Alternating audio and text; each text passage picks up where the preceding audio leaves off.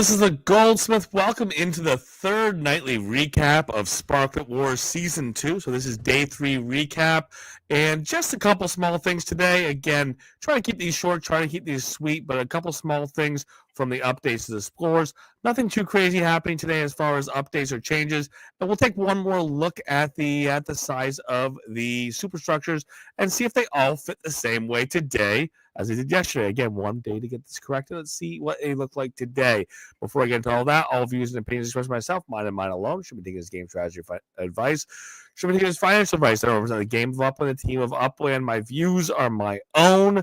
And again, any guest contribution we do have on, their opinions are their own. Should be taken as game strategy advice, financial advice.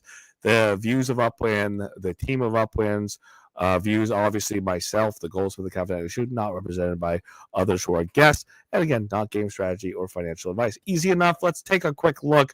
Let's take a look at the first things first, and that is taking a look back at trying to see if we can get a good fit here of if there's differences in sizes between the three sizes of structures for the superstructures, and then we'll take a look at those scores. Again, this was something that was a bit of a bit of the topic yesterday, and it was something that was a legitimate concern.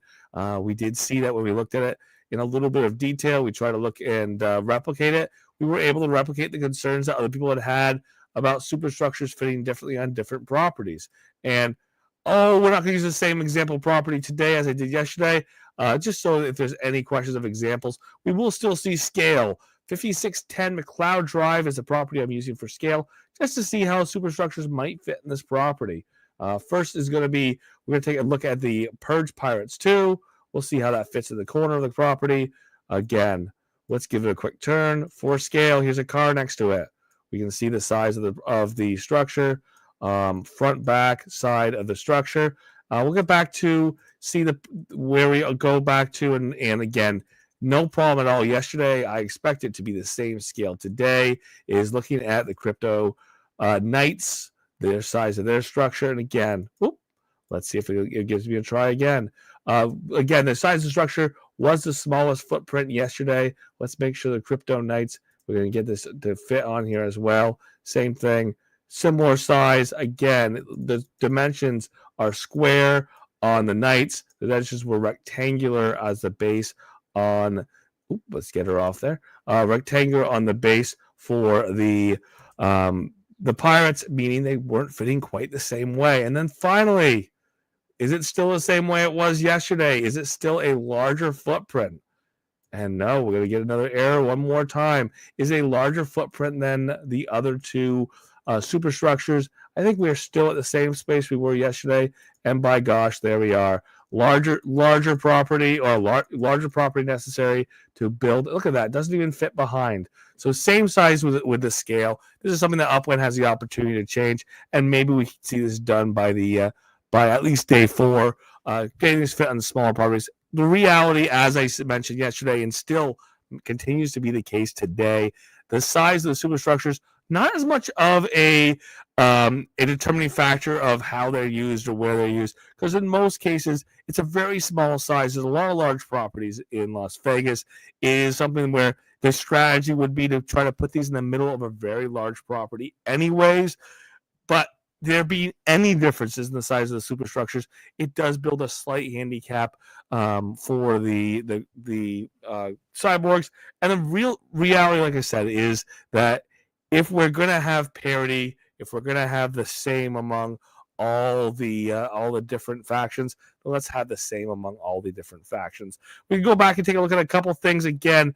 As we looked at yesterday, there are some tools to visualize here, but the score is the story. As of right now, we'll see that the real-time faction score leader is still the Crypto Knights, or is the Crypto Knights again, I should say. The Cypher Cyborgs, second place, 22,732.67 for the Cyborgs. Right now, the total real-time faction score, 29,416.88 for the Knights. And then at the least, or at the lowest, the Purge Pirates, 13,816.70.72.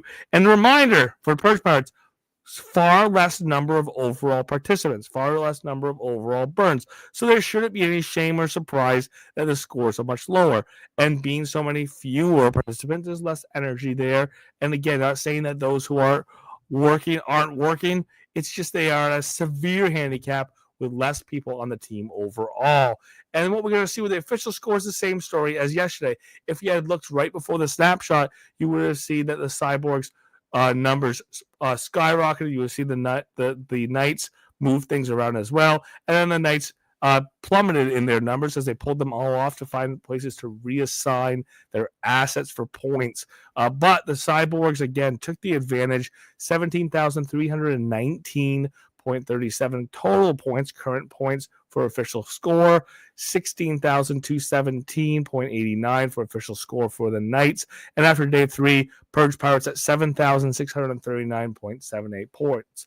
The reminder on these points is they are scored on a daily basis. It is based on a snapshot. Each day has a different fractional percentage of the current score at the time of snapshot that is applied to the official score at the end, meaning that your overall fractional score, your real-time fractional score, is going to play into the overall fractional score on a 7-day basis, each day with an inclining percentage of that score being counted towards the official score, which means more valuable points or more points are up for grabs as we get closer to the end of the competition. That's day 6, 7. We'll see the most points awarded. And, of course, day 1, 2, and 3, less days than you'll see in day 4, 5, and 6 for sure, and less than you'll see in 6 and 7 in total. So 6 and 7 worth more than day 2 and 3. Go figure.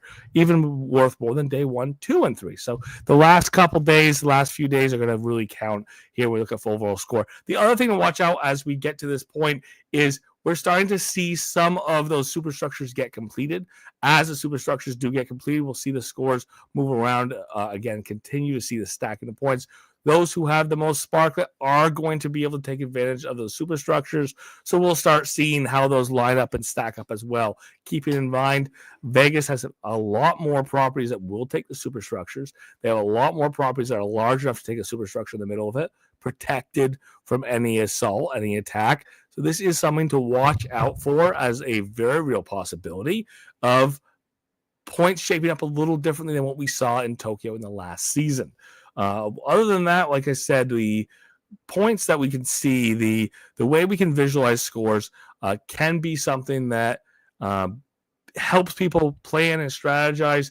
Upwind.info was a site we've been using. It is continued there as a option to visualize, continue to see, and let me get this shared back up. Continue to see and kind of strategize around what the other teams are doing, seeing where your properties are as a team, and look at how you can utilize your properties to best score points. So we can kind of see where the different teams' properties are, different factions' properties are, who owns what.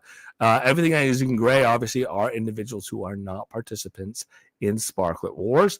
And then we can see the toggle on and off superstructures.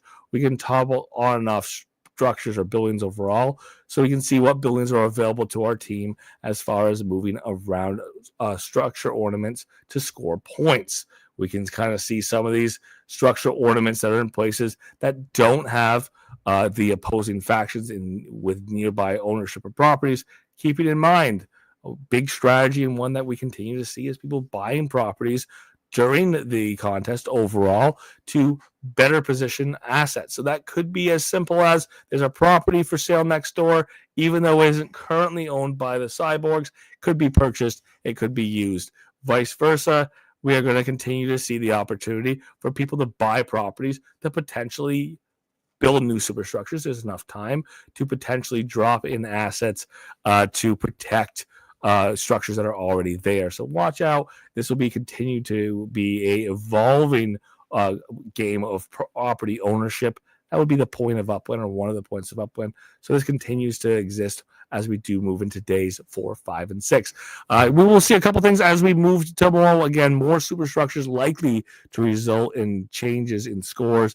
And that window of right before the snapshot, having the ability to move things around, to be able to move where weapons are and where chests are, and potentially even moving around where structure ornaments are placed to increase a score is going to be a strong strategy. Continue on to day 4, 5, 6, and 7. So we'll watch out for that tomorrow when we do the recap tomorrow evening. But for tonight, I say thank you so much.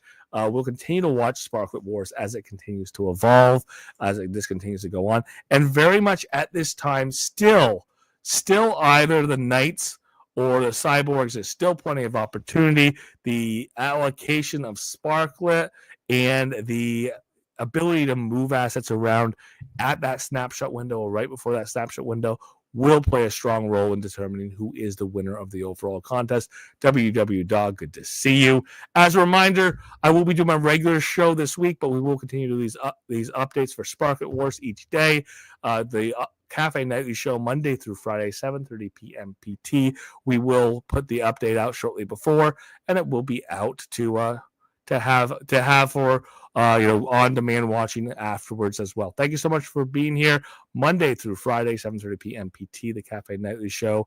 And again, another update tomorrow night on day 4 of SparkletWarz.